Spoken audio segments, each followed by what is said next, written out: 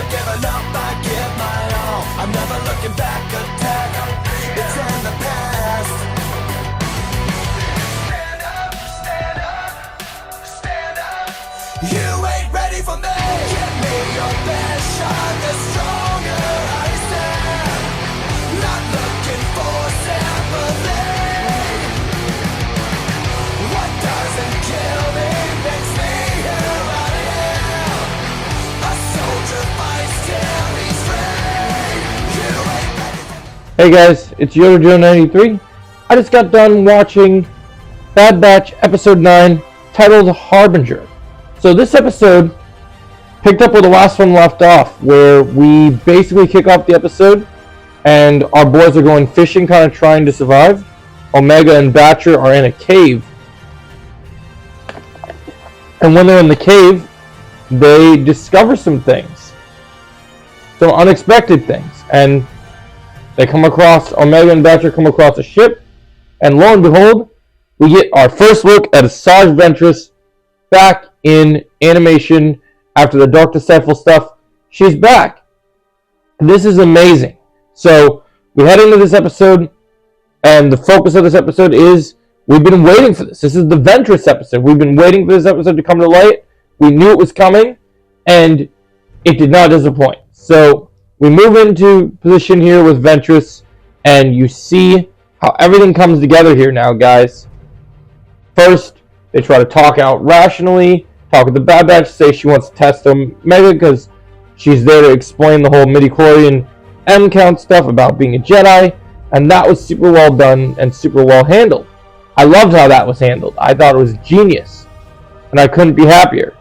Like, honestly, it was so good.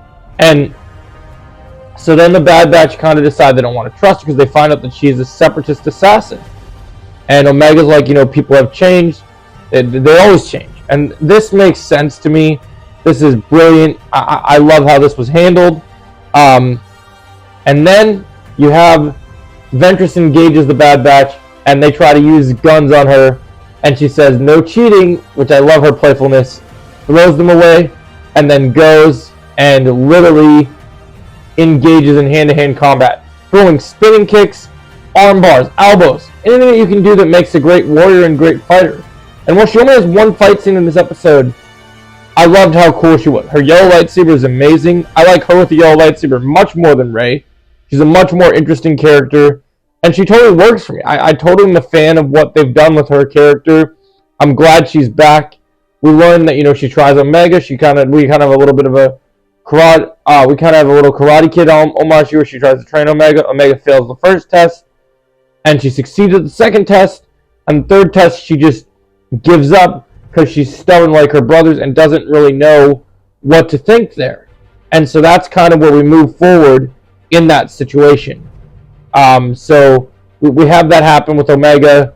We have it go down the way that it's meant to go down, and so that was paid off in a much different way. I liked how things, and it ends with Ventress saying she's not afraid of the Empire, and that she has many lives, and that Omega needs to be trained, but only that will happen if she gets away from her from her brothers. And so I really liked this episode. I really liked how Ventress was woven into the story. Thought they did a great job, and I want more. I want more Ventress. I think she's such a great character. She has such a rich understanding. She's an amazing character. Her fight scenes were great in this episode. The spinning back kicks, the arm bars, everything that she did. She's like an MMA fighter. Her bounty hunter weaponry. She has a blaster. She has a knife, and she has her yellow lightsaber.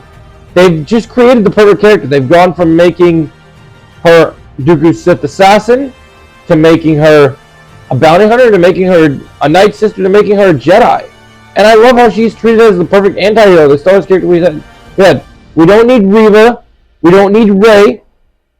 Ahsoka's great, but Ventress is better. I love her playful banter here. I love how Wrecker actually made me laugh in this episode. This is an all-around great Bad Batch episode.